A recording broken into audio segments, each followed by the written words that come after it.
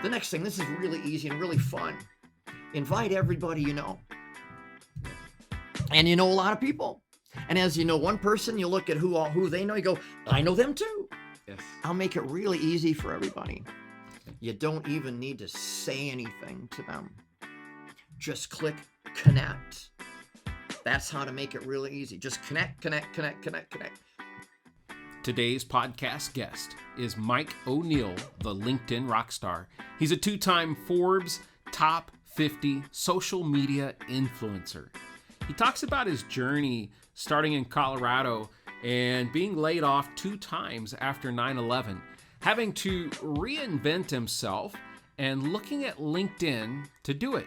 He later became known as the Rockstar of LinkedIn. He talks about a lot of things, everything from social media being the waves of new things coming in and out of social media, but LinkedIn being that tried and true, that steady Eddie platform for business owners, salespeople, entrepreneurs, CEOs, executives to be connecting and advancing their careers. We talk about things like the free version of LinkedIn, paid LinkedIn Premium, and Sales Navigator, targeting messages, and just tons of things that you're going to be able to learn from in today's podcast. He is the 10th person in the world to reach 30,000 connections on LinkedIn. Ladies and gentlemen, you're not going to want to miss today's podcast, the AGC Experience. My name's Travis Sims, and I am the founder and CEO of AGC Accelerated Global Connections. And this is the AGC Experience.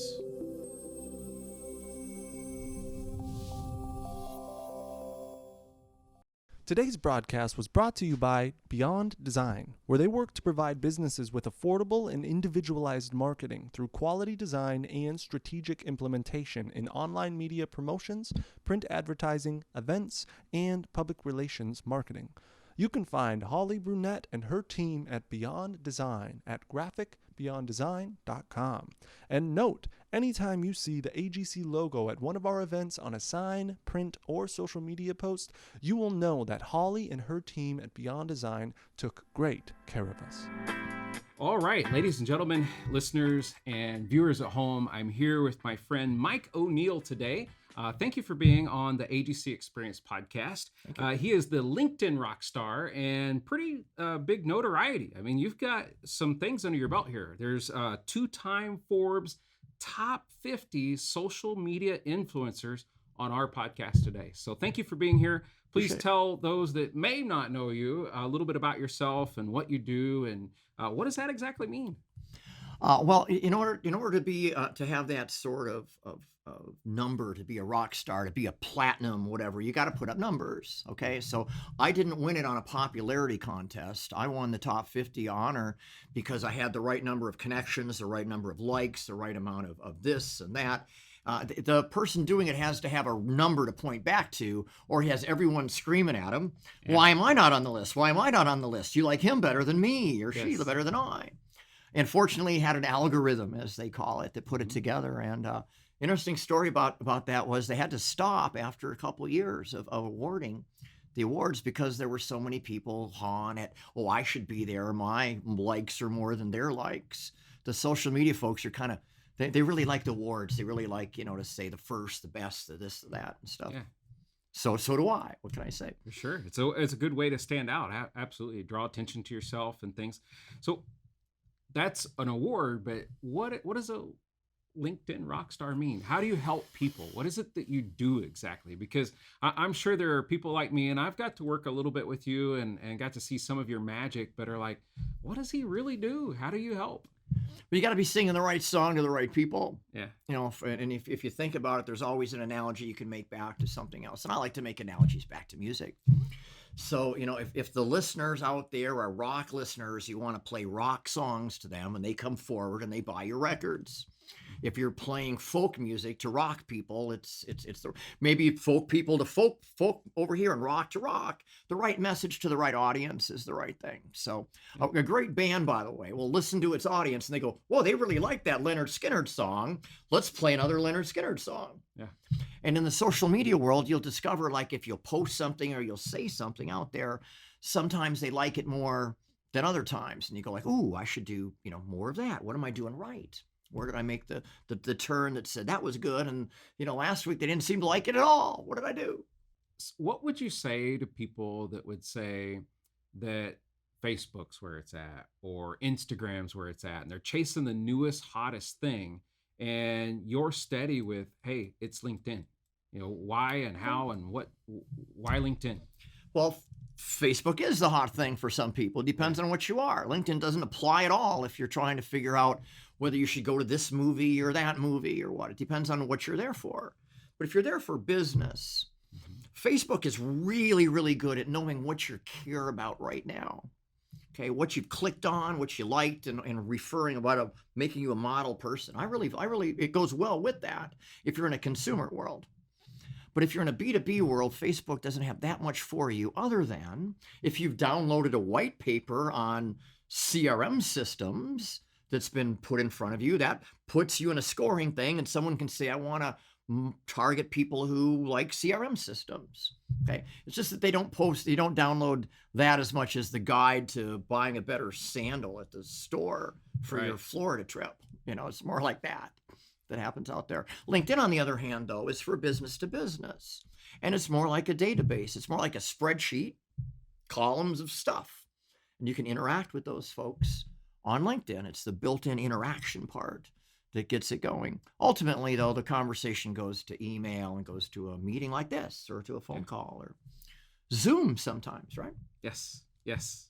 Yeah, technology is awesome. I love Zoom. I love using all the social platforms.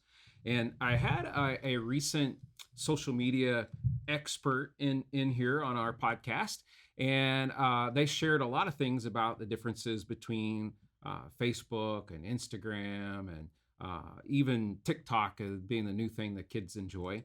But I've learned that LinkedIn is just steady, like all the time. Mm-hmm. Like Facebook might be really hot, and then all of a sudden it's Instagram that's hot, or TikTok might be the newest fad thing, but LinkedIn is steady Eddie all the way through. Why do you think that is, and why should businesses pay attention to that?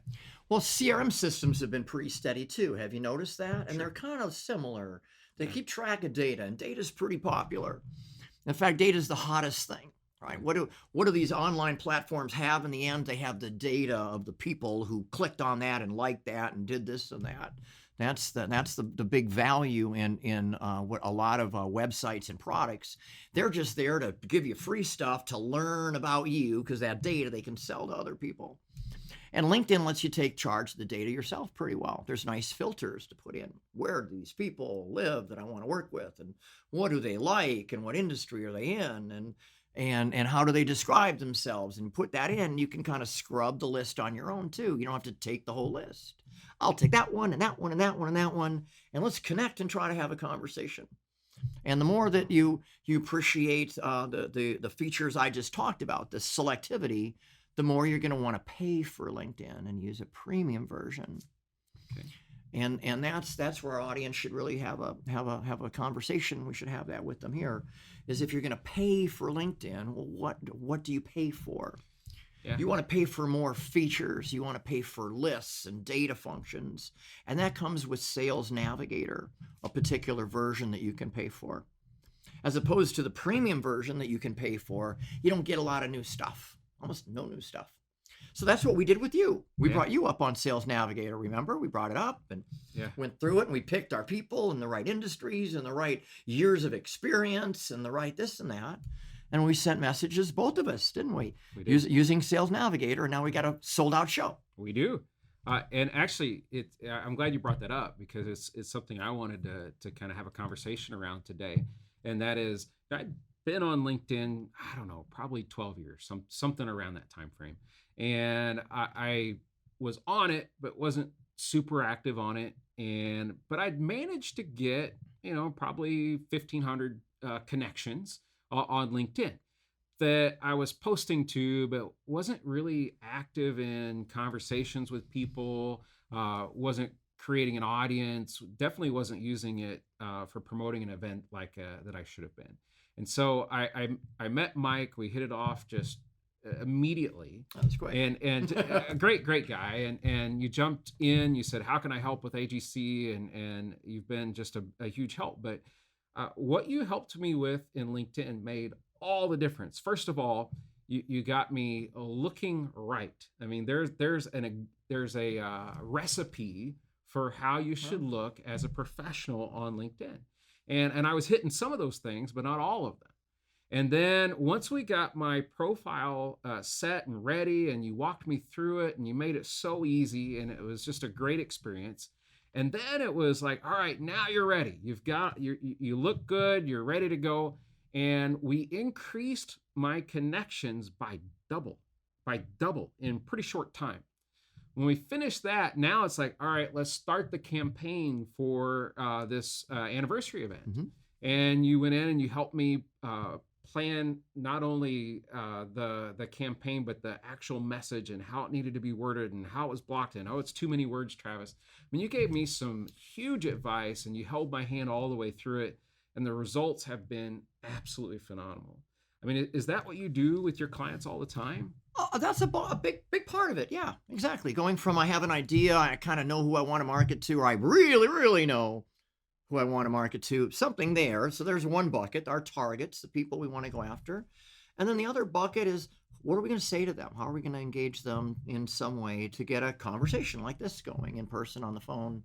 Zoom nowadays kind of doesn't matter, but the process of doing that can be rather labor intensive if you don't have the right tool on the LinkedIn side, Sales Navigator. And we had some other systems we used to help you as well that did some of that sending for you, so that you didn't have to Control-C, Control-V, Control-C, Control-V, page down. Right. Page down. Yeah. But if you have like a small target audience, you really know who they are. The free version of LinkedIn you can do a lot with. It's just not obvious.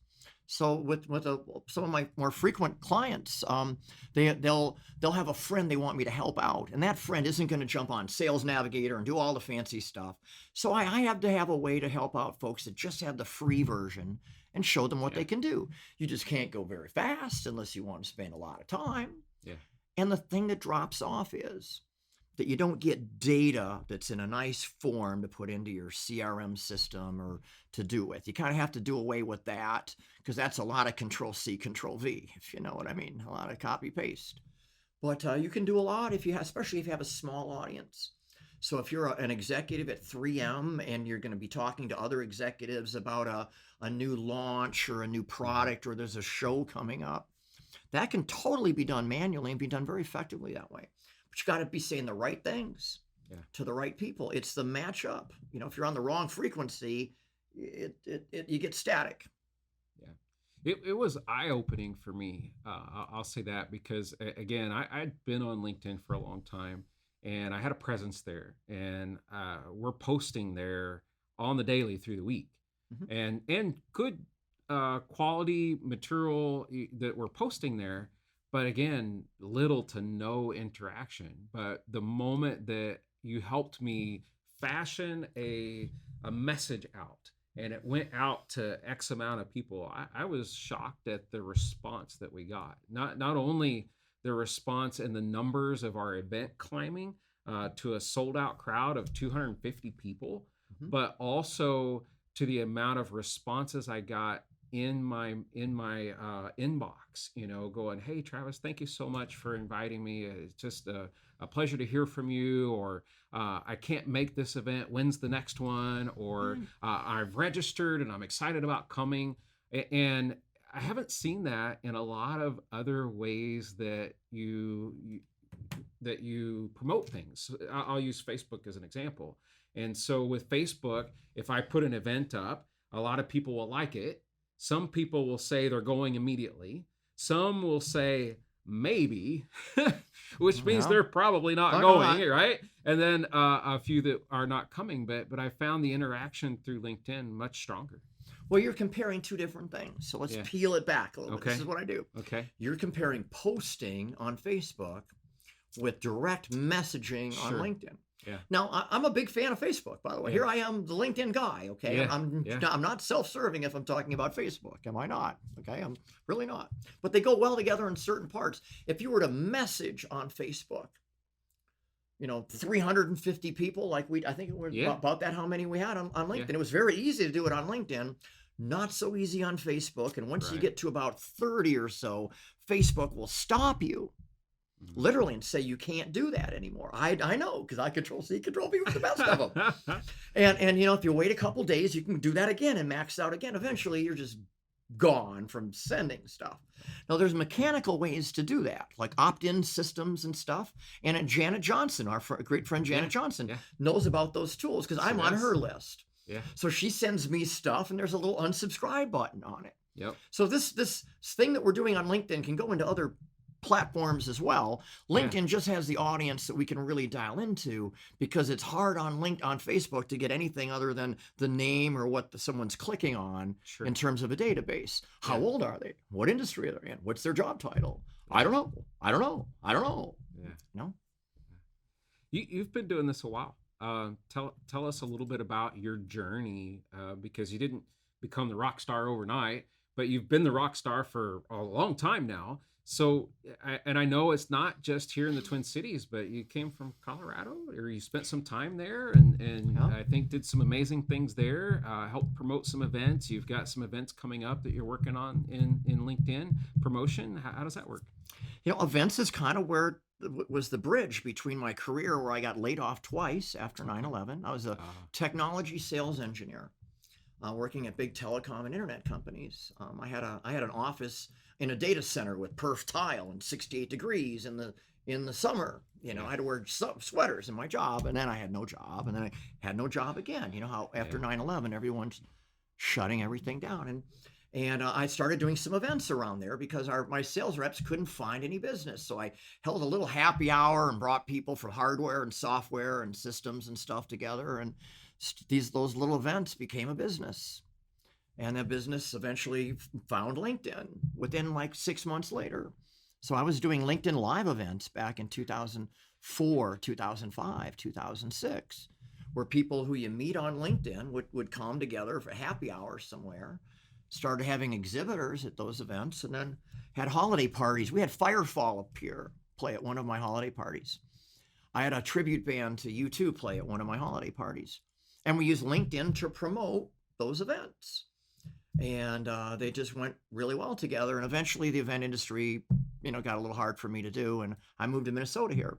But we'd done all of that, all of this LinkedIn work that went with it, all in Colorado. And that's where I became the LinkedIn Rockstar, the Rocky Mountain Rockstar, too. There it because is. it all launched that makes there. sense. Yeah. People see my phone number and they go, "Oh, I thought you were in Colorado," because I have the 303 number and stuff. Yeah. Most of my big key relationships in the business are still there in Colorado, and the user community in Colorado is well above the norm. They had the highest usability for quite a while. There was a little statistic where the usability was, and I think I had something to do with that. We were doing LinkedIn workshops in 2005, 6, 7, 8, hundreds of people at them. I didn't know that the LinkedIn Live thing had been around that long, 2005, 2006. It was an excuse to have a happy hour with people you could find. Yeah. And Facebook wasn't around yet. I mean, we didn't have those other things. You had constant contact was your way to reach people, right? And some online stuff. You could see the online calendars or where things were posting. Yeah. And then Eventbrite came out, and I fell in love with Eventbrite. Yep. Been using still to this day. I use it as well. Yeah. That's wonderful. I have all this history going back to these events in 2004, 2005. You can see, who registered at those old events. It's like its own database. That's one thing I love about it so much. Sure. And a free event, they get their share of zero. Costs me the same. Yeah. Zero. Yeah. So your background in promoting events, helping events, and you still do a lot of that with LinkedIn. You help others do that because, not everyone has those gifts, and I think that truly is a gift where you can be a promoter and a communicator and get the word out and get a return on that word. Not everybody can do that. And so you help people do that, and you speak at a lot of events. What are some things that you've either shared at or got coming up that you want to brag on? I speak about what I know about, as people should. You don't look good up on stage when they ask that question about, well, and you go like, oh, it's not on my script. This is not my presentation. I'm only delivering it. Most interesting one perhaps ever I've got coming up next week. I'm speaking at the Texas Hemp Convention. It's the first ever hemp convention in Texas anywhere. And their first is, of course, big. 10,000 people expected at the inaugural event. Wow.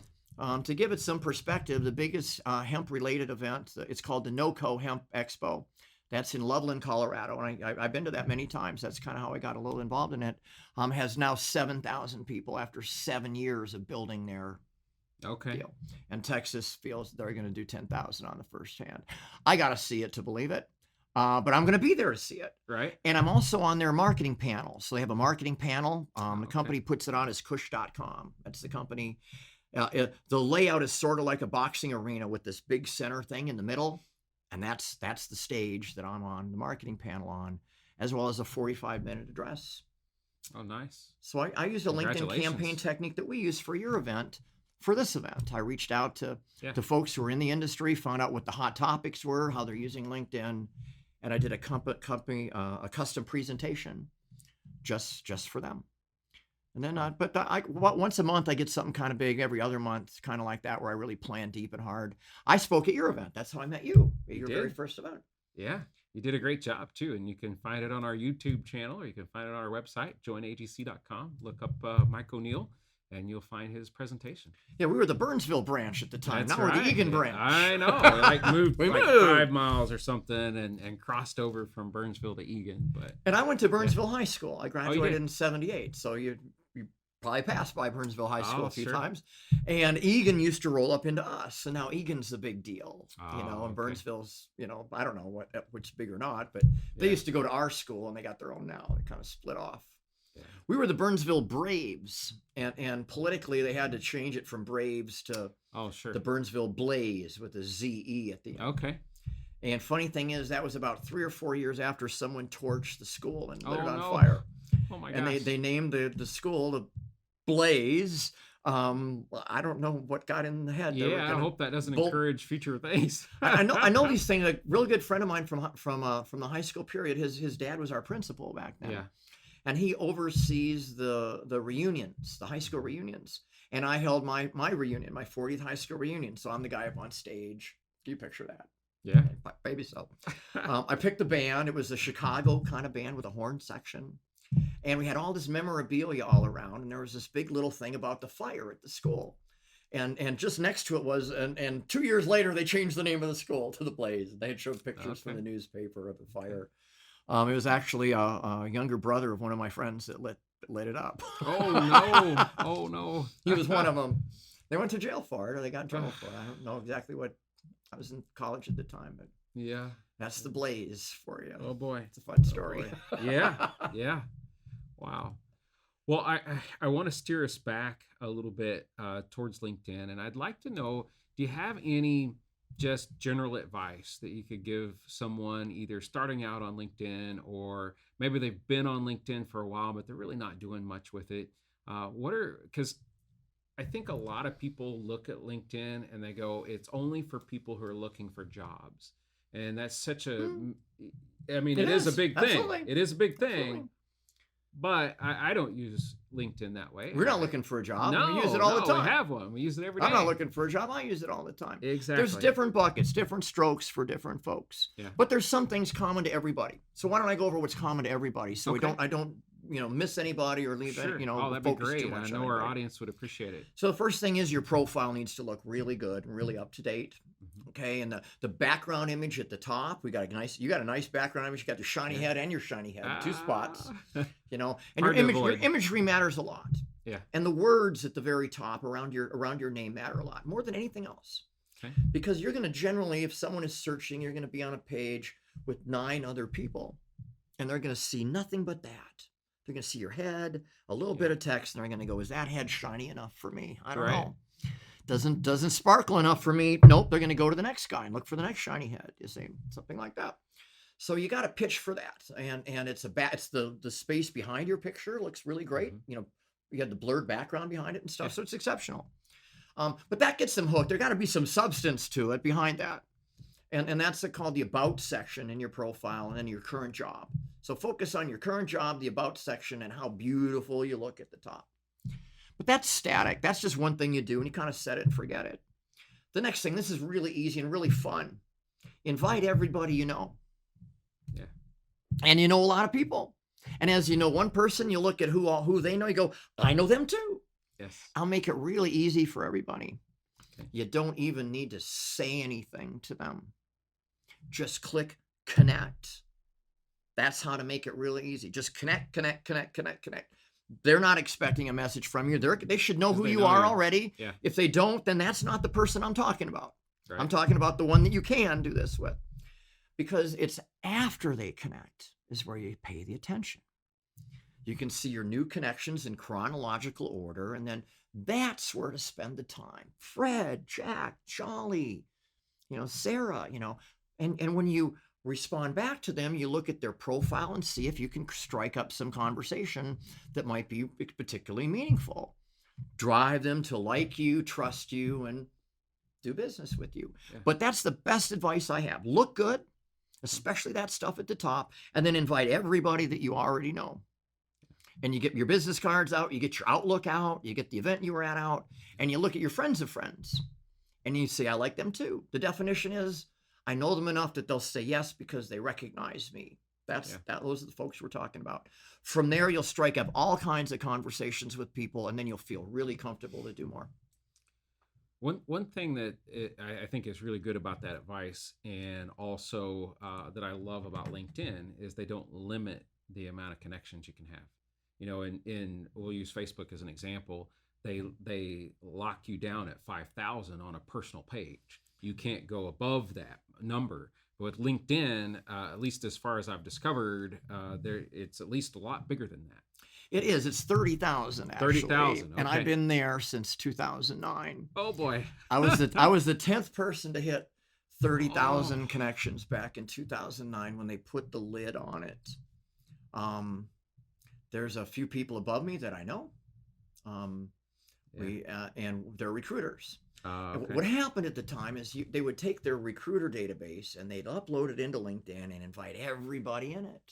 You can still do that, by the way. You can still take a database and upload it, and it just sends on off. It's a little trick we do. I don't have time for it here because you got to be really careful with that list. Got to scrub that list really good. Okay. Sure. But in those days they put a clamp on it because the software can only handle tables so big and all. It's a mechanical limitation of math. Yeah. And they cut it off at 30,000. So I've had to delete people to add. Yeah. It takes an hour to delete 100 people. Whew. So in a football game, not this time of year, but in early football season, I can watch a football game and delete 300 people in a football game. Okay. So every person I add now has to have that much more value to it. I say no to 2/3, 3/4 of the folks that invite me. Yeah. But you should see the kind of weird folks that invite me.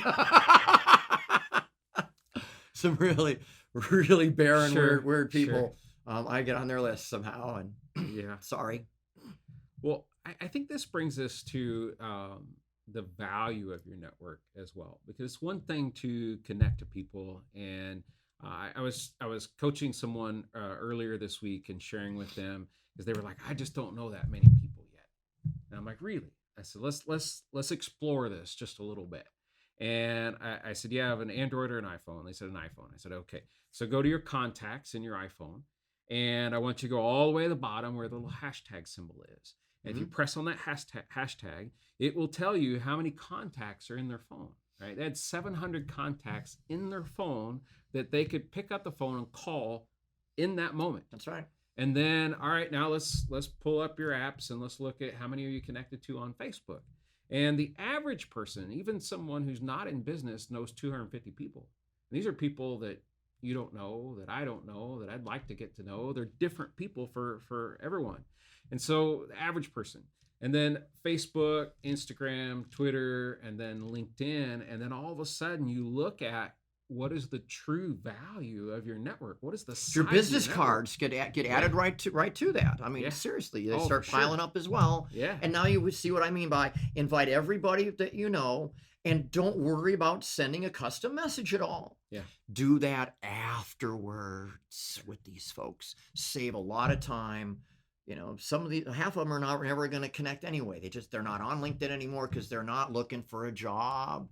Sure. And they're not using it today because they're not in a sales or marketing or sort of role. Yeah. They're an engineer on a team. And when does an engineer on a team look at LinkedIn? When trouble's coming. Yep. And frankly, in the next year or so, we may see some of that. I see a down economy coming, and LinkedIn is a really good thing to get going now while you're working at that company, while you're working at Sprint. And AT&T's laying people off. While you're working at AT&T, invite everybody that you can.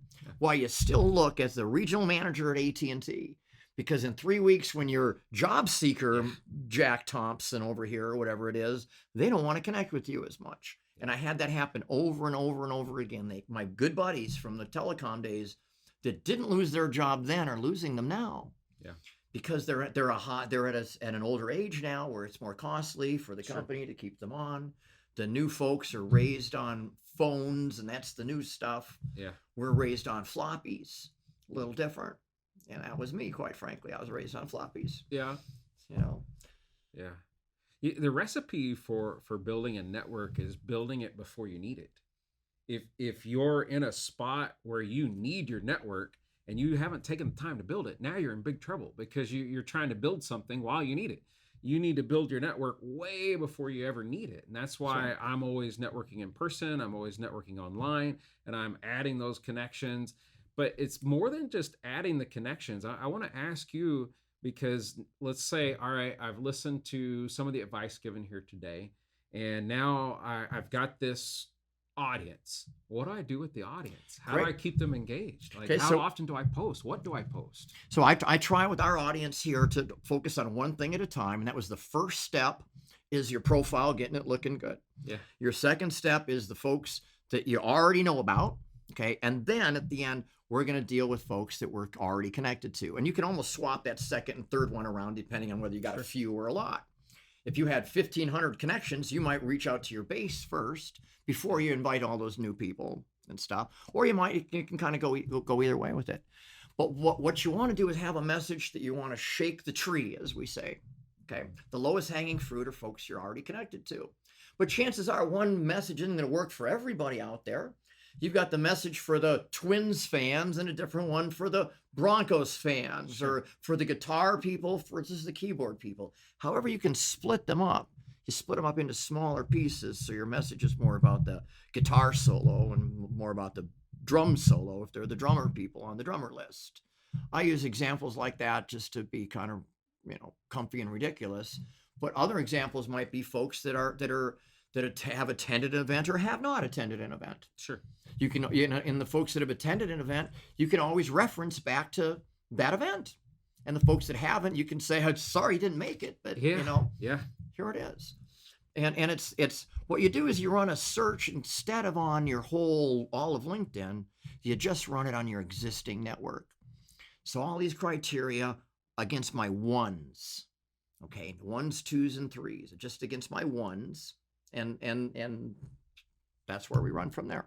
If there's people in the audience, I'm sure there are, that are like me, that understand the value of LinkedIn, and they know they need to be more engaged in this, and they know they need to be doing more with it, but they're just not savvy with it, or they don't have the time to do it, and they really need some help, and they're looking for someone to guide them.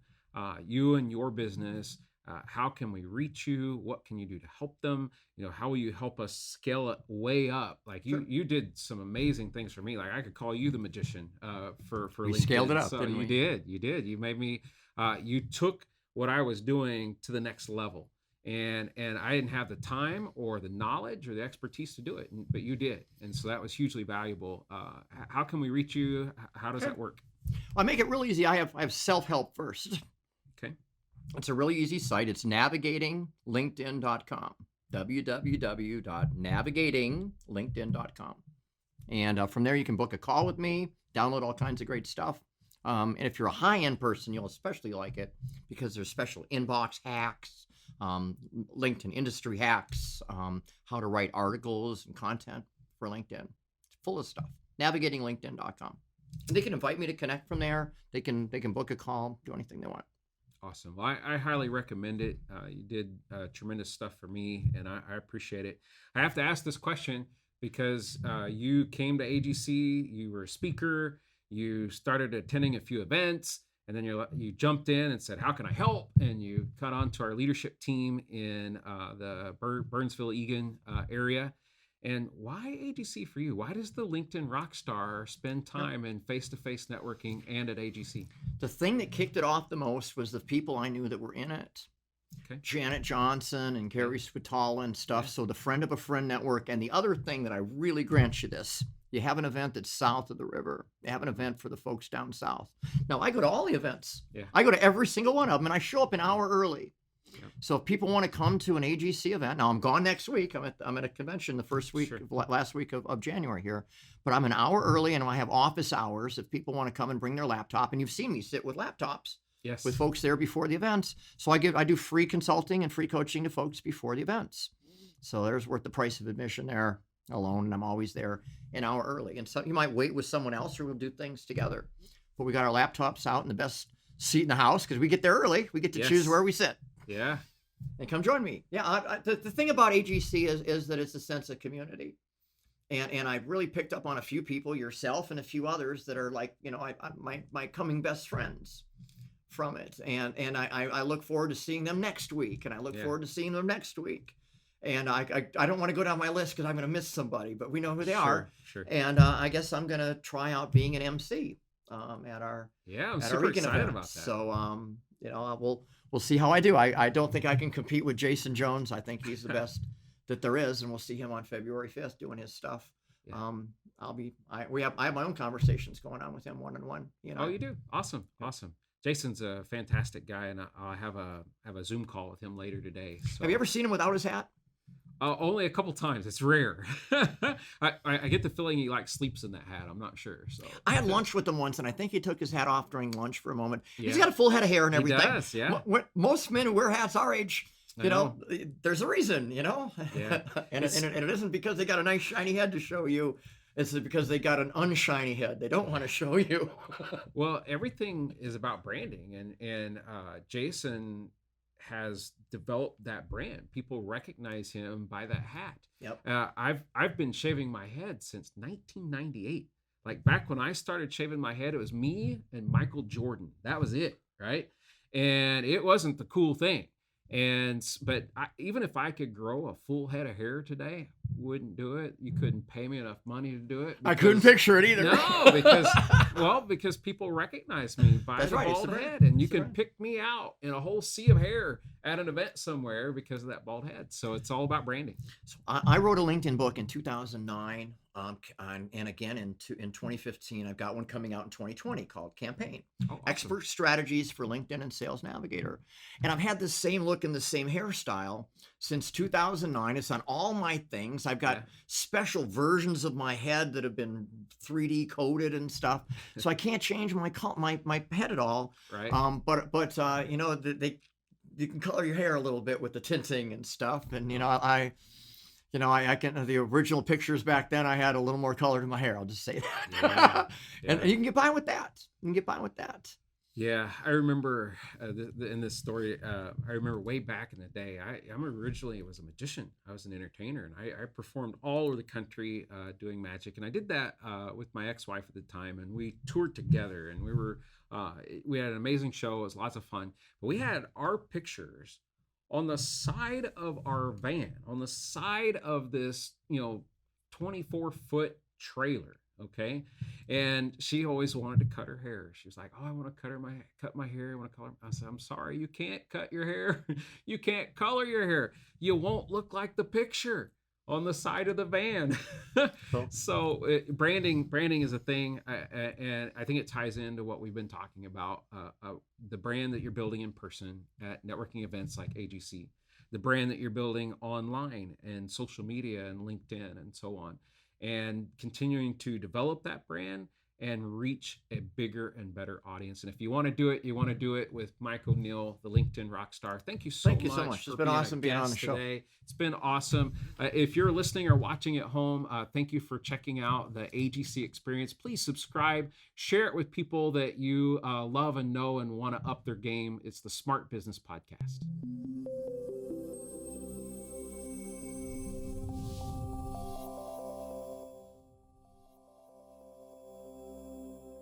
This podcast was produced by Elation Studios. Go to www.elationstudios.co to learn more. Elation Studios. Discover your voice, clarify your vision, build your life.